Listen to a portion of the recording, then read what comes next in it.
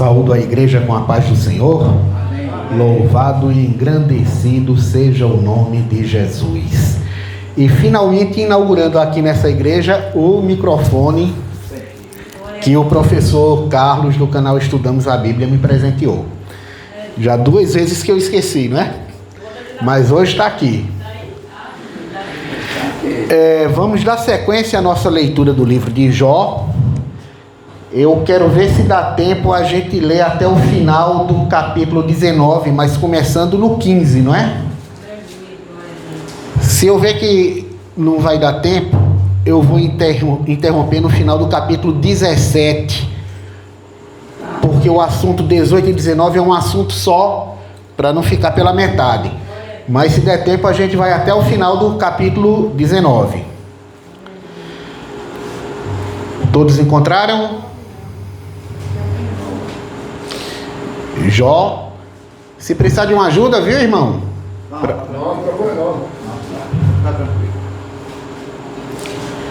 Jó 19. Jó, a partir do 15, a gente vai ler do 15, versículo 1 até o final do 19. 4 capítulos. Então vamos lá.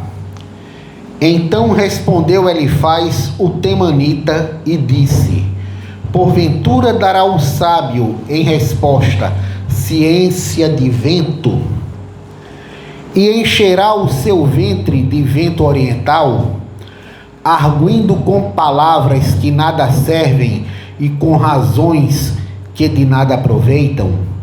E tu tens feito vão o temor e diminuís os rogos diante de Deus, porque a tua boca declara a tua iniquidade, e tu escolhestes a língua dos astutos. A tua boca te condena, e não eu, e os teus lábios testificam contra ti. És tu, porventura, o primeiro homem que foi nascido, ou foste gerado antes dos outeiros? Os outeiros são montes, tá? Ou ouvistes o secreto conselho de Deus, e a ti somente limitaste a sabedoria? Que sabes tu que nós não saibamos? Que entendes que não haja em nós? Também há entre nós encanecidos é grisalhos, tá? E idosos, muito mais idosos do que teu pai. Porventura as consolações de Deus te são pequenas, ou alguma coisa se oculta em ti?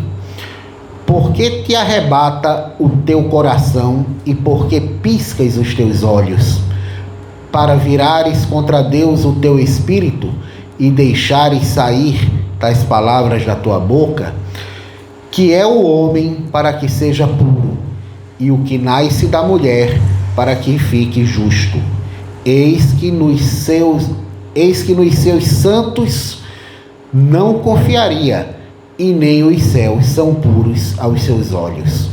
Quanto mais abominável e corrupto é o homem que bebe a iniquidade como a água. Escuta-me e mostrar-te-ei, e o que vi te contarei. O que os sábios anunciaram, e o que ouviram de seus pais, e não ocultaram, aos quais somente se dera a terra, e nenhum estranho passou por entre eles. Todos os dias o ímpio se dá pena a si mesmo. Está dizendo que o ímpio tem pena dele mesmo. Ah, coitado de mim, certo? No curto número de anos que se conservam para o triano. O triano são os 3 anos, não é? O sonido dos horrores está nos seus ouvidos, até na paz lhe sobrevém o assolador. É aquela história da pessoa que pratica o mal e fica assombrada pela própria consciência. Não crê que tornará das trevas, mas que o espera a espada. Mesmo que esteja em tempo de paz, ele acha que alguém vai matá-lo. Anda vagueando por pão, dizendo: onde está? Bem sabe que o dia das trevas lhe está perto à mão. Assombram-no a angústia e a tribulação. prevalecem contra ele como o rei preparado para a peleja, porque estendeu a sua mão contra Deus e contra o Todo-Poderoso se embaveceu. Arremete contra ele com dura cerviz e com os pontos grossos dos seus escudos. Alguém entende essa expressão aqui, os pontos grossos do escudo? O escudo serve como arma de ataque, mas se você usar a parte fina do escudo, só vai deixar o outro cara com raiva, né? O ponto grosso você pode quebrar um braço, uma perna, uma costela, uma clavícula, não é? Os pontos grossos do escudo. O versículo 27. Porquanto cobriu o rosto com a sua gordura. Eu vou tentar imaginar essa situação aqui. Todo mundo está vendo que eu sou gordinho, eu nunca tentei esconder, mas eu não tenho aquela bochecha cheia. Sabe aquele cara que tem a bochecha cheinha? Drobada, né? Oi? Drobada, né? O senhor quer dizer? A pessoa da bochecha tão redonda. Pronto. Exato. Então, e criou enxúndias nas ilhargas. Eu gostei dessa expressão, pedi até ajuda ao pastor Luiz para a gente encontrar a explicação. Enxúndias é como se fossem gorduras. Ilhargas é o lado da barriga. É o pneuzinho, ó. Entendeu? O versículo 28. E habitou em cidades assoladas, devastadas, desertas, né? Em casas em que ninguém morava, que estavam a ponto de fazer-se montões de ruínas.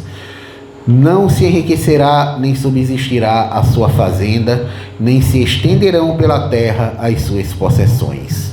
Não escapará das trevas, a chama do fogo secará os seus renovos, e ao assopro da boca de Deus desaparecerá.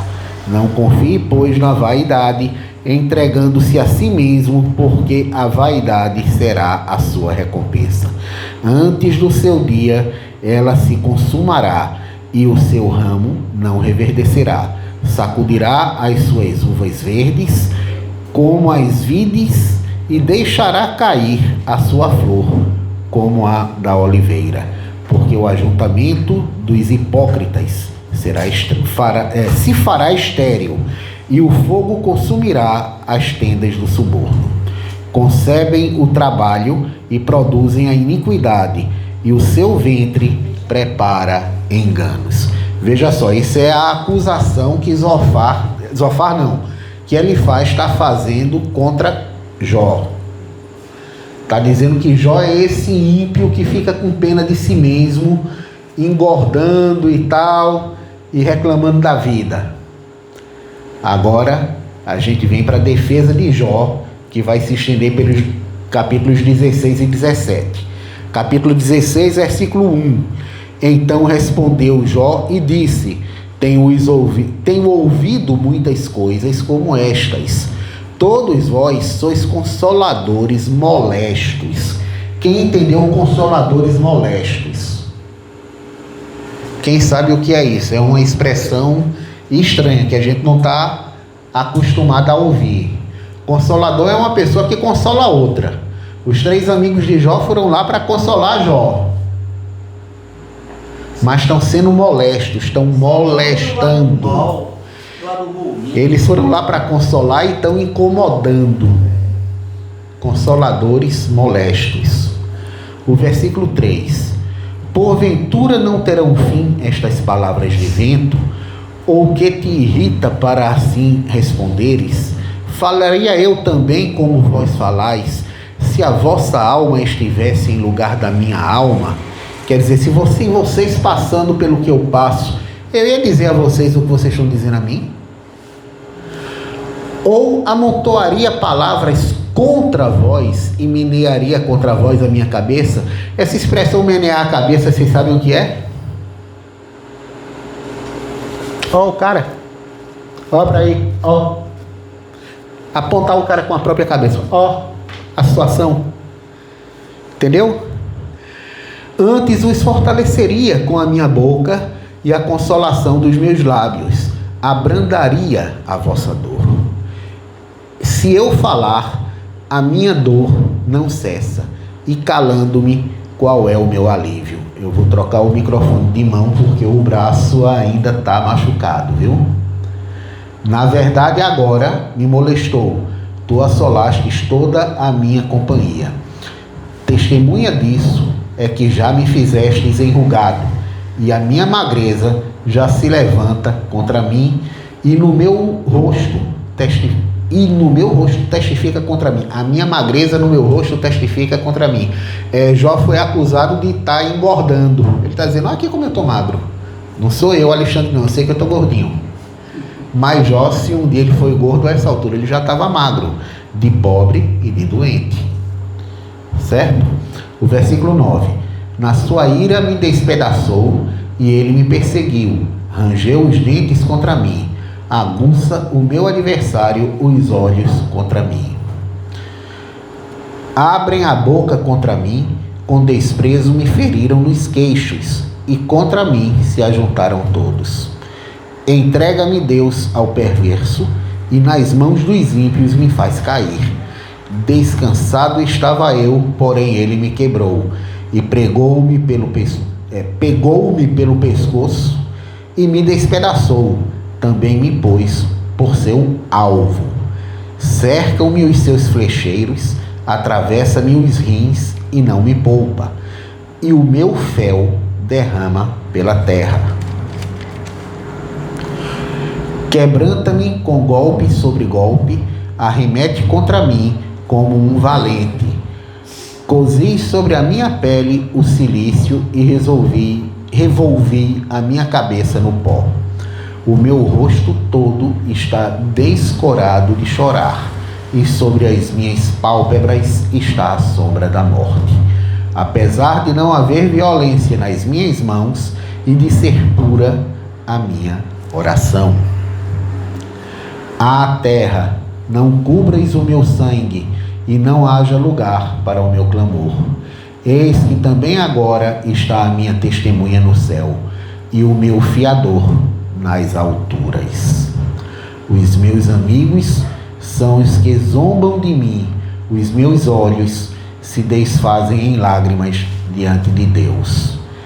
Ah, se alguém pudesse contender com Deus pelo homem, como o filho do homem pelo seu amigo, porque decorridos poucos anos eu seguirei o caminho por onde não tornarei.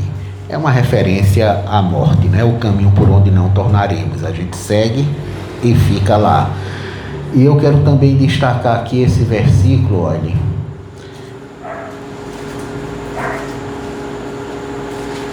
Eis que também agora está minha testemunha no céu. Será que ele está falando de Jesus? Olha Jó, há tanto tempo atrás, já tendo essa visão. Olha esse versículo 21. Ah, se alguém pudesse contender com Deus pelo homem. Aquela história de que o nosso advogado é Jesus. Contender com Deus não é brigar com Deus, é defender. Não é?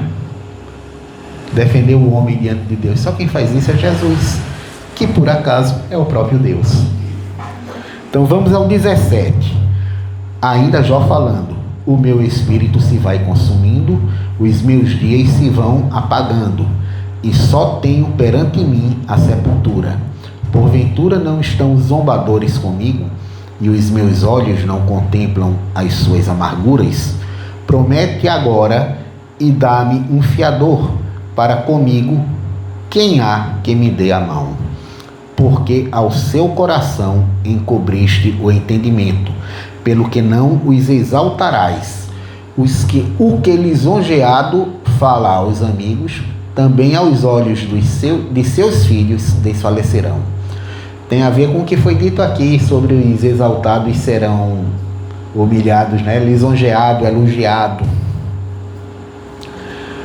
Ou numa palavra moderna, bajulado, não é? Mas a mim me pôs por provérbio dos povos. O que é um provérbio? Até um provérbio da língua portuguesa, olha só. Pobre de Jó. Tá vendo um provérbio aí? Esse aí é pobre de Jó. Jó é um provérbio até hoje, inclusive na nossa sociedade aqui. Não é? Mas a mim me pôs provérbio dos povos, de modo que me tornei uma abominação para eles. Pelo que já se escureceram de mágoa os meus olhos, e já todos os meus membros são como sombra. Os retos pasmarão disto, e o inocente se levantará contra o hipócrita. E o justo seguirá o seu caminho firmemente, e o puro de mãos irá crescendo em força. Mas, na verdade, tornai todos vós e vinde cá, porque sábio comum acho entre vós. Sábio nenhum, perdão, olha eu lendo errado. Sábio nenhum acho entre vós. Os meus dias passaram e malograram-se os meus propósitos, as aspirações do meu coração. Quer dizer, o tempo foi passando e os desejos dele foram por água abaixo. O 12. Trocaram a noite em dia, a luz está perto do fim por causa das trevas. Se eu olhar a sepultura como a minha casa, se nas trevas estender a minha cama, se a corrupção clamar, tu és meu pai, e aos bichos vós sois a minha mãe. Isso aqui é se a corrupção ele clamar, tá? Chamando a corrupção de pai e os animais de minha mãe. E minha irmã, onde estaria então agora a minha esperança? Sim, a minha esperança, quem a poderá ver? Ela descerá até aos ferrolhos do Sheol. Inferno, sepultura, subterrâneo, abismo, tudo isso, certo? Quando juntamente no pó teremos descanso. Faltam 5 minutos, não vai dar para terminar o capítulo 19, então vou encerrar por aqui, certo? Para não deixar inconcluso. Se eu começar o 18 e não terminar o 19, vai cortar o raciocínio, certo? Então, eu agradeço a oportunidade em nome de Jesus. Louvado e engrandecido seja o nosso Deus. Que Deus abençoe.